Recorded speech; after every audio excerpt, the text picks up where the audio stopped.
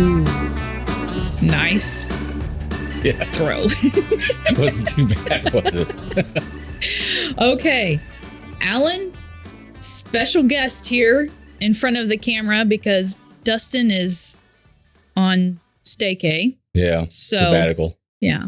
So welcome to the WK Burnouts studio. I'm Christina. I'm Alan. And like we said, Dustin. That's it. That's just us. Yep. Dustin's doing a honey-do list or something. Yeah. So, Alan, today we want to talk about negative equity or being upside down It's a good topic. in a vehicle. Yes. We deal with it a lot. Yes. I would say, I don't want to throw out any numbers, but I don't know. I mean, I want to say like at least half, if not more. Easily. I know, whenever I was selling and stuff, if somebody pulled up in the vehicle that was 3 or 4 years old, looking to trade or whatever, I was already expecting to see some negative equity, when it came to looking at numbers and stuff. Yeah. I mean, and the first thing you think of is, well, who can that happen to? But it can happen to anybody. Oh, absolutely. It doesn't single anybody out. It's just anybody can have it happen. Yeah.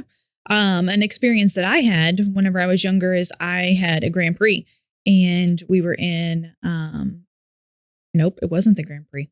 I don't remember what vehicle it was, but in an accident, and we had a loan on the vehicle, and we did not have gap coverage.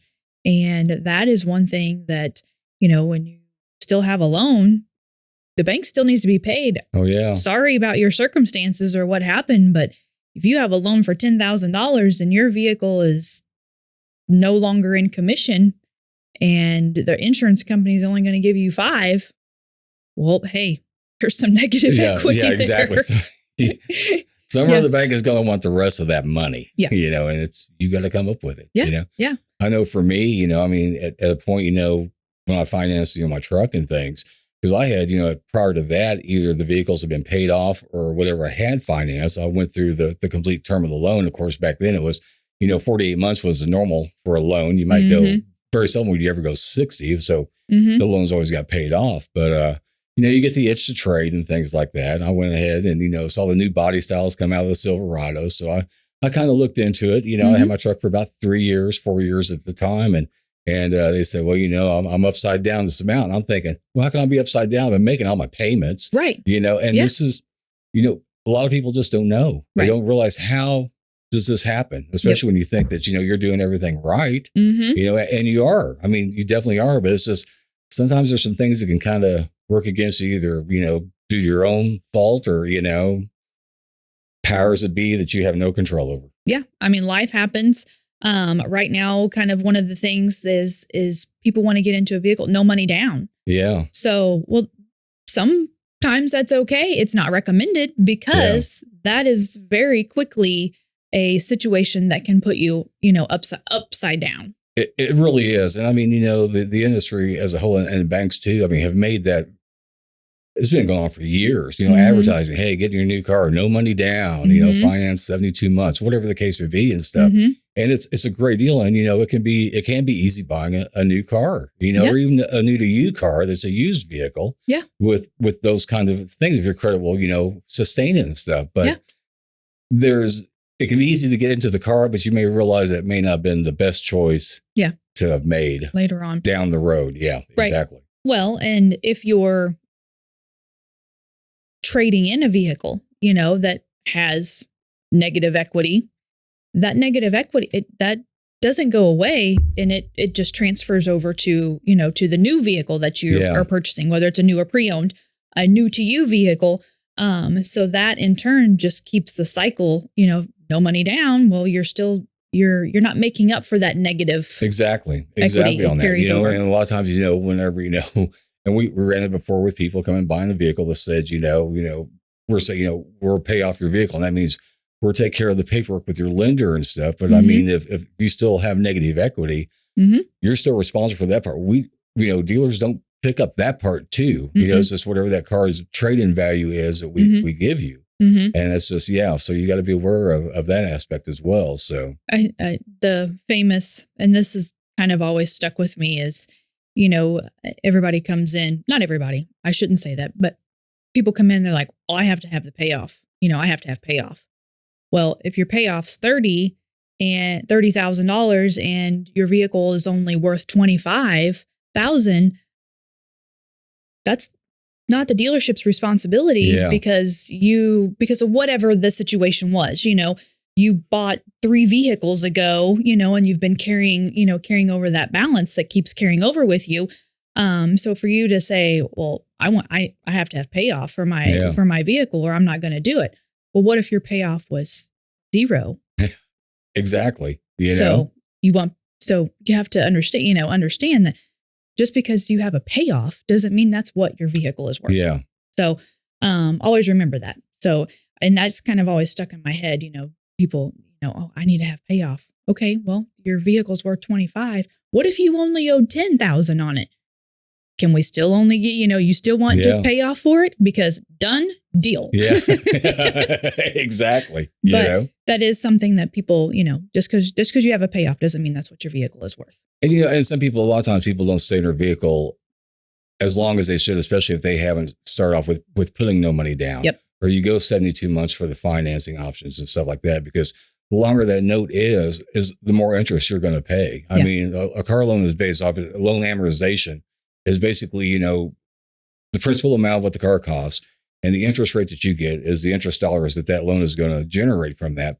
But that interest is charged on the unpaid balance every month. Mm-hmm. So what happens is, even though your car payment doesn't fluctuate any from the very first payment to your very last payment, what happens is within the insides of the working components of that car payment, you're paying more interest, less to the principal at the early stages of that loan, because that principal amount is so great. Mm-hmm. And you finally get to the point to where it starts kind of evening it out. You're paying less interest, paying more to the principal. And that's kind of when you start seeing yourself getting above water, so to speak. But I mean, you can plan on for the first half of a loan you're going to pay almost 3 times as much interest the first half of that loan as you do the last half of the loan. Yeah. So all that money is going somewhere, and it's not going toward the equity of the vehicle. Right. And I had a client come in, it's been a couple, 3 years back, maybe a little bit longer, but I had this car. She had it for 6 or 7 months, and she wanted to trade it. It's like she was so far upside down because she had also carried inequity or negative equity from the past vehicles. But she said, well, when I bought this car, I knew I was going to keep it for a year. You can't buy cars like that. Okay. This is gonna cause you a lot of problems down the road. Yeah. I mean, you really can't. Sometimes things happen, but sometimes you can be your own worst enemy too. Yeah. On the car buying field. Yes. I mean, kind of the buying cycle is about 3 years, and which in my mind is perfect. If you are a buyer that wants to buy when all the new things, the new shiny objects come out, or the new features or whatever, lease. That's a way to save from being, in a negative equity, position is to lease. And we've done an episode on on leasing and why it is a good idea and who it is perfect for. It's not perfect for everybody, and I get that, but that is something that if you like to trade every 2-3 years, leases. And you keep your miles within the acceptable levels and stuff. It's an ideal situation and stuff. Absolutely. But sometimes it's just like you say, it's not always an option. But there's certain things too that that's going to help or it's going to hurt you. As far as it's not in your control, like mileage. Yes. Maybe your job. Maybe you commute a lot for a job or whatever the case would be. Maybe you put more than 15,000 miles a year on the vehicle. That's going to cause it to depreciate that much more greater, or maybe something changes 2 years into having this vehicle where now all of a sudden you do have this long commute or you have to require, to use the vehicle for your job and stuff, even though your job may pay you mileage, which is all fine and dandy. It's not going to compensate for, that extra depreciation on your vehicle when it comes time to trade it in. So you need to really kind of consider, that aspect as well and stuff, Interest rates, can always affect you. I mean, it could be your credit score, which is your interest rates. It was a primary thing, and I mean, that will be a big determining factor because of the higher the interest rate, the more interest you're going to pay, obviously. Absolutely. So that can hurt you, long term. But people are finding out now that we've seen the past couple of years, the Federal Reserve has upped interest rates Mhm. to where people used to be able to get, 1.9% or, Yeah. even 0% when it 0%. was getting offered. Yeah. Now it's 3.9. Yeah. It's 7%. Mhm. It's gone up quite a bit. And this is, yeah. So, they're Yeah. paying more interest. And if you have bad credit, you're paying even more than that. Right. Yes. And so not to say that, oh, when I buy a vehicle, I can automatically expect to be, be in negative equity. That's not the case. But there are some things you can do to prevent that from happening. And one thing you mentioned, like about, your mileage, Yes. because miles is one of the things that is one of the biggest determining factors of what your vehicle is worth. So if you keep your mileage within, the average is 15,000, miles a year Yes, for an owner. So keep your vehicles, within that range. Another thing is pay extra monthly. If your payment is $375, pay $450 if you can, or even pay $400. I know it doesn't seem like a big difference, but over time, it definitely makes a difference. Yeah. And, even like I say, even just willing away every month, even it's like, a large amount, like what you're saying, or it's even just $50 a month. But when you get that income tax return, it's too easy to go below that, but yeah, exactly. It's put that money, toward that loan because that will go toward the principal amount. Absolutely. And another way to keep the value of your car, and we've done an episode on this as well, is keep your vehicle clean and maintained. Yeah. Like your kid spills something, chocolate milk in the back floorboard or whatever, clean it up or have, detail or something. Don't wait a couple weeks or a couple months and like, oh, crud, because then the stain happens. And I know you think, well, that's not a big, well, over time, a few more of those, will definitely take a toll on, on the value of your vehicle. Exactly. Because even though it may not bother you right now, right. And it may not bother you down the road, it will bother you when you try to trade it in. Oh, absolutely. Or you try to sell it outright to the next buyer. Mm-hmm. Oh, yeah. Why does it smell like sour milk? What is that? Yeah. Or you have, we get people all the time, oh, my vehicle's not clean. Well, we don't expect it to be spick and span, but some of these vehicles that come in, I tell you, there's like, oh my gosh. Like where does anybody even ride in? Did you ever have any passengers with you? Like, I know. What does their clothes look like when they get out of this thing?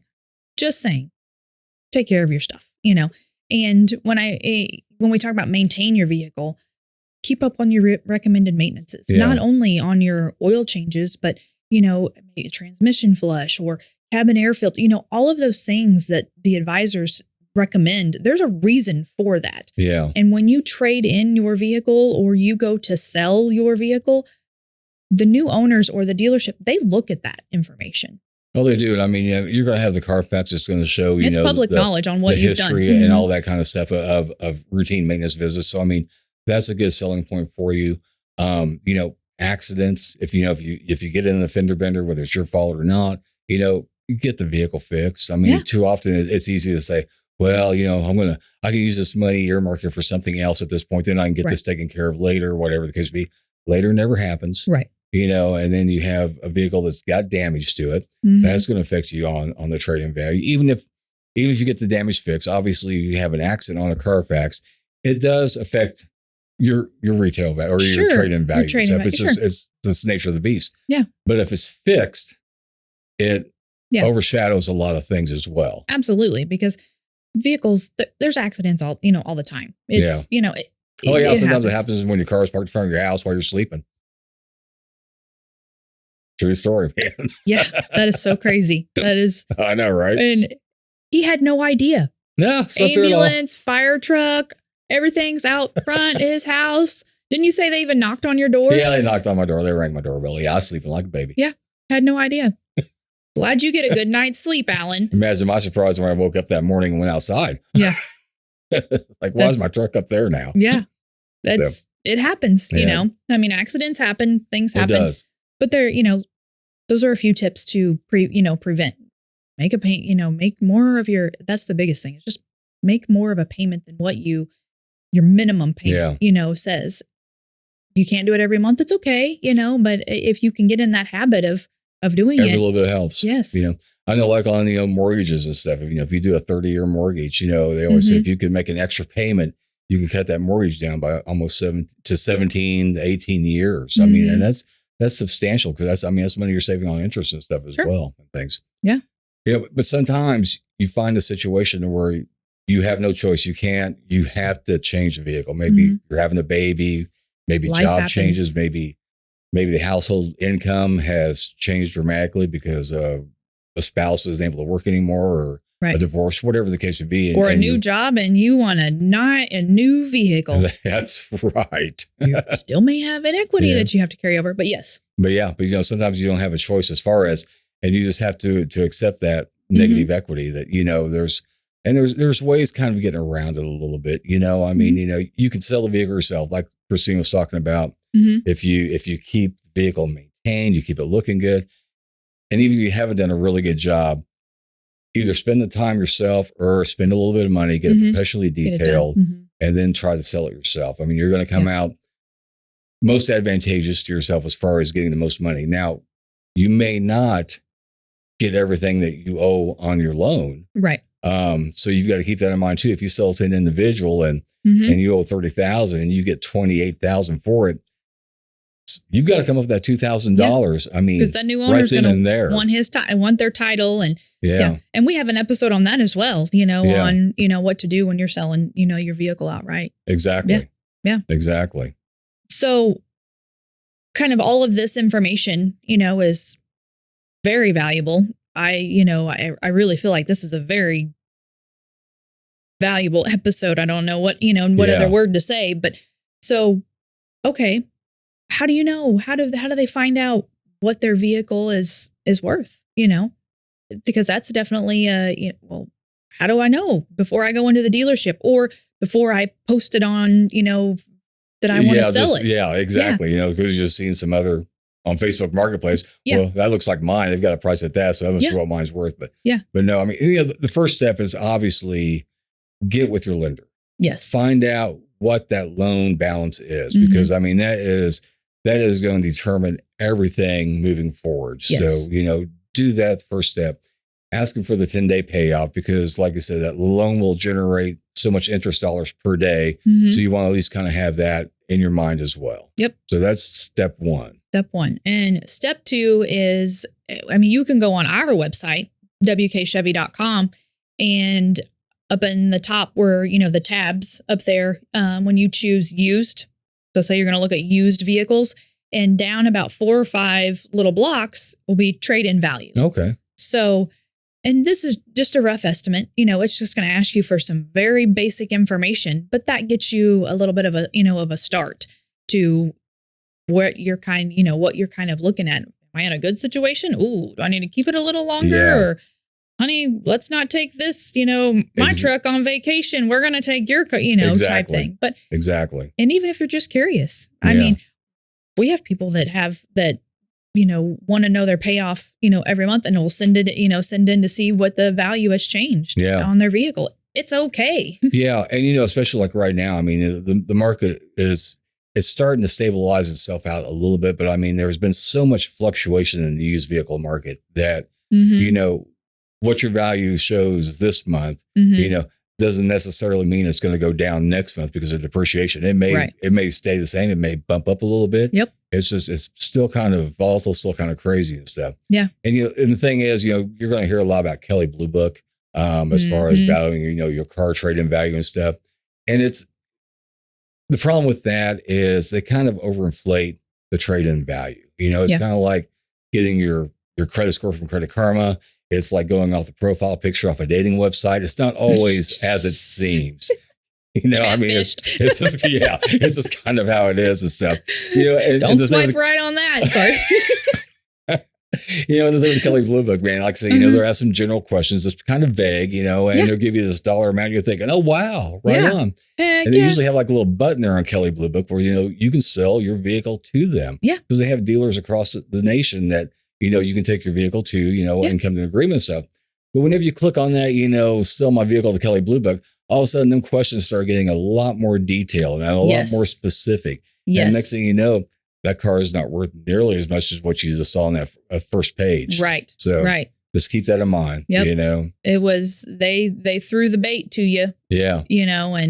And you thought you were catching a big one. Yeah. Exactly. The more you dig and, and you reel that in, boy, it's, oh yes. And then, nope.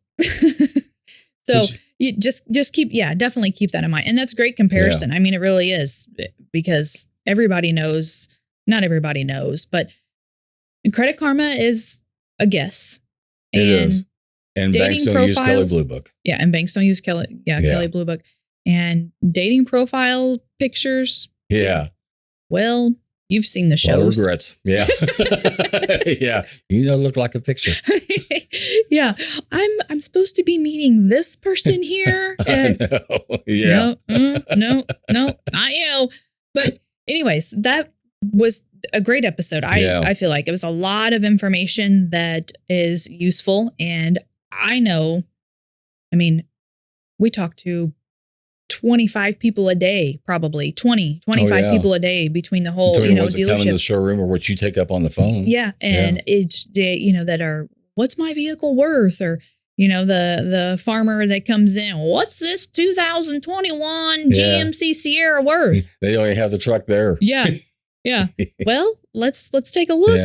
Let's go out and take a look. Well, I left it. It's at the farm. We can't, we can have you fill out the little, vague information. We can give you kind of an idea, but it boils down to, we need to take a look at the vehicle. Yeah, exactly. And have your payoff. If you are in a situation where you have negative equity, don't make any rash decisions. Don't freak out. Unless, if you've got a situation where, maybe you've lost a job or maybe life changes, even if you're having a baby, you still have a few months before, to work around the problem and stuff like that. So just calm down, settle down, kind of get it figured out and stuff. But, if you're not in a situation like me, obviously not having any kids, man, but it's like, and we keep our vehicles for a long time. So, theoretically, I could go into, because I buy, a vehicle I really like, and I'll keep it for the duration. So, I could go in there with no money down and finance for 72 months, even though I wouldn't like paying the interest, but pay it off early if I can.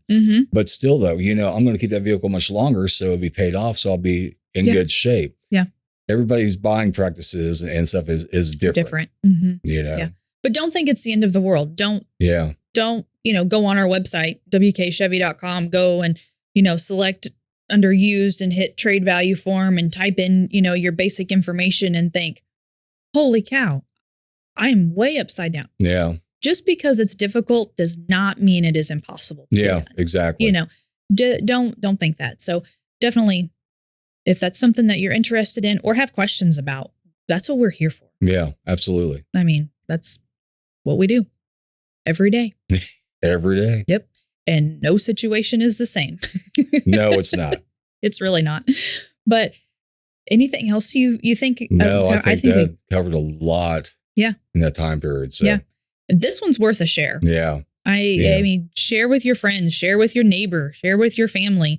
Give us a like and drop in the comments something that you have questions about and that maybe we haven't covered yet, or you just started listening to, and watching our videos, and we greatly, greatly appreciate it. So let us know what you want us to visit about. That's what we're here for, what we deal with every single day. And we like the challenge and the unique questions. So bring them in. Absolutely. But anyways, we appreciate you, and we will cruise on by and pick you up next week. Thanks, guys. Thank you. This has been a WK Burnouts production.